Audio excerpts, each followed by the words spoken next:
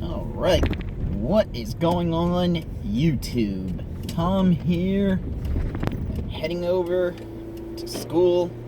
Got a little bit of work to do, but I figured in the meantime, while I got the time, let's go ahead and film a little bit of an update on my car. Some people know my 2018 Mustang GT broke last week. Leaving Cars and Coffee, did a little watt shifting, and snap, there went the shift forks. Well guys, buy a Ford, they said. My 6-speed just became a 4-speed.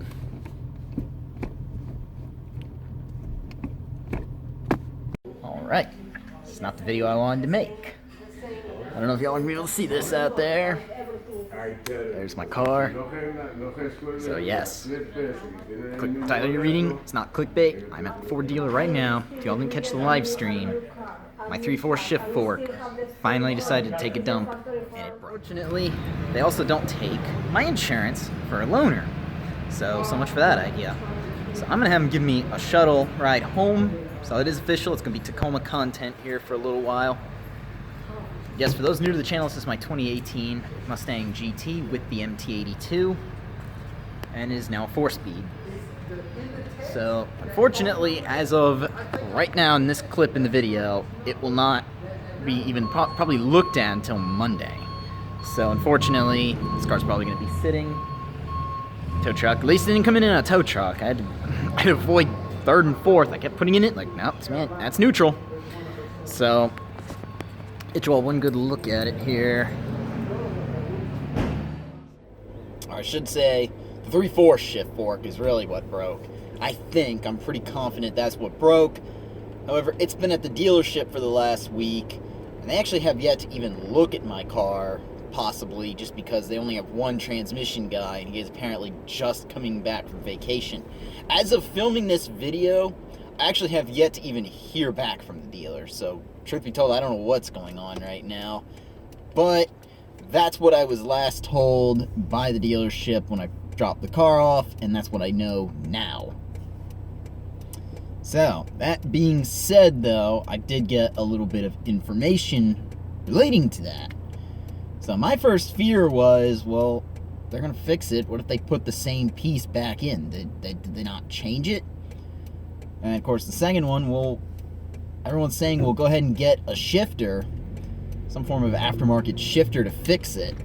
So, Monday I did go to a car meet. A lot of people know that's what I like to do. I don't really film them just because lighting is terrible and there's really not much to film. It's the same cars that show up over and over again.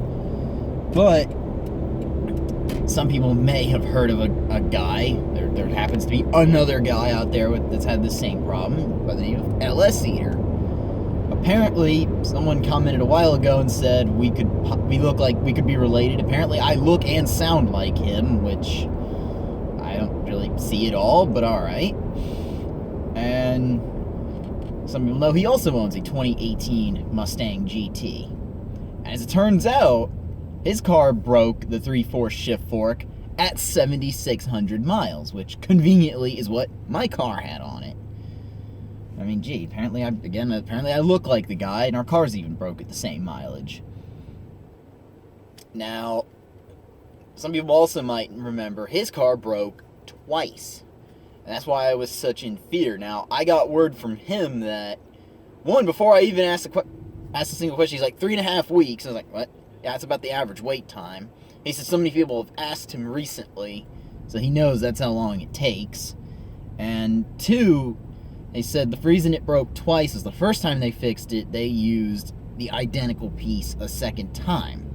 Basically, he broke it within the time frame before Ford decided to revise the shift fork.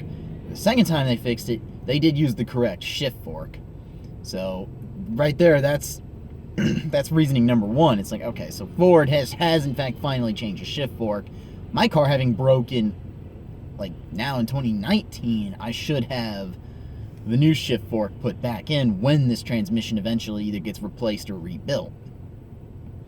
I don't know what they're going to do yet, if I'm going to get it rebuilt or will it get replaced. I've heard some people say they just get new transmissions. Other times, transmissions get rebuilt. I still don't know what's going to happen with mine. Obviously, if it gets replaced, I know a lot of people will be like, well, it won't be numbers matching anymore. Well, I'm not worried about numbers matching just because I plan to keep this car for so long. Numbers matching is not necessarily the biggest of my worries. But, yeah, it would be nice to have a numbers matching car. Some overlaying here. But yes, basically I got indication that, yes, they have revised it, so that's a big weight off my shoulders. Like, okay, I don't have to worry about is it ever going to happen again. So, and of course, number two, as I know my mom was saying, specifically my mom, my dad, not even as much. My dad's saying if it breaks again, it breaks again. Hell with it. Have Ford fix it until you can get the lemon law. And my mom was saying, well, what about a class action lawsuit? Turns out there is one. I'm still trying to find the information for it. I've yet to actually find information where I sign up for it. But yeah, I'm going to be joining that class action lawsuit, even if I only get $5-6 from it. I don't care. I'll take the money. That is kind of like, Ford, why did you let this piece of junk shift fork get approved? Who's the genius who designed it? And then especially, who's the even bigger genius that signed off on that shift fork design? Because clearly, they didn't do very well. They, the design, LS Eater, he showed me a picture, and it was like, the one that they used for 18s is like that thick, and then they make, a much thicker one for 19s. But it's like, come on, why would they approve that such little design? That's just my opinion. I don't know. I'm not an engineer for Ford. I don't know what their corporate culture is like or any of that. So I don't know anything about why that got approved over a better design. Probably cost savings, I imagine. Some people pointed out possibly weight savings. I doubt it was for weight. I mean, that's not even a pound at most. And not for a Mustang. I mean, 3,700-pound car. Saving a pound or more is not really going to matter too much. But that's sort of the updated opinion here. And of course, also something else I wanted to throw out to people. If you have Progressive insurance, I want you all to pay close attention to this. And this is, I will be switching insurance in the next 6 months. As soon as I just paid 6 months, so I got another 6 months with Progressive. But as soon as that's up, I am switching. Because when it comes to rental cars, you get nothing for rental cars. It's a slight bit of a rant. Basically, Progressive is like, no. Dealers refuse to use Progressive because of the way they have their insurance set up. So basically, I got told, tough shit. You don't get a rental car. You can get a courtesy vehicle for up to 48 hours. I'm like, that's not going to do me much good when you're going to have to keep it. It's going to be at least a week just for you all to look at my car. So, and I, of course, decline rental car coverage. I have a second vehicle, as most people know. I'm in my 2013 Tacoma right now. So luckily, having a daily driver comes in handy. As far as, I don't have to worry about driving another vehicle. But, not having rental car coverage kind of sucks, because what if that was my only vehicle? I would be in a world of shit right now. I would have to basically beg for a loaner vehicle of some kind, or I have to pay out of pocket for a rental. Even if I did have the rental car coverage. That's kind of useless right there. And I thought, first time I ever heard of that happening, I thought it was the dealer, for whatever reason, had some beef against Progressive. And it's not the dealer. It's, in general, the insurance company. Multiple dealers have told me this. They don't accept Progressive. And I've gotten a loaner when this truck, back in the day when this truck was my only vehicle, I did have a loaner for it at one point. That was long before I ever started a YouTube channel. This truck was in the shop for air conditioning repairs, and I had to get a loaner. And of course, I didn't have Progressive at the time. I still had USAA, and they basically were like, yeah, you're covered. $50 deposit, that's it. So, just another slight rant, but I could probably make a whole other video on that. But yes, be on the lookout for some Tacoma content, because I probably will be posting something Tacoma related soon. I actually have a mod idea I want to do for this truck. something my dad actually did to his truck. My dad's not one to mod vehicles, but he actually did a mod and really loves it, so I'm probably going to be doing it to my Tacoma next. So be on the lookout for that, since I did promise you all some Tacoma content, since basically the dealers were like, hey, you don't get a loaner. But current update, I know, not very exciting. I get another weekend off in a couple of weeks' time, so I should be able to do another car show. So be on the lookout for that. I think actually not 2 weeks. I think that's 1 week away. Another week I get that.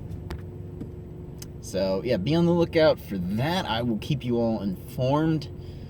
Once again, I'm going to take my girlfriend with me. There's another one that I did videos with on a couple of times, and she's never been to this particular one, and I know she'll love it. But yeah, anyway, let me know in the comment section below what you think about that, because if I don't get a call by the end of the day, I'm going to call the dealer myself and just be like, hey, what's going on? Can I get an update? But yeah, if you like this video, go ahead and leave a thumbs up. If you are stopping in for the first time, go ahead and subscribe. When the Mustang comes back, I know we'll be doing some Mustang content.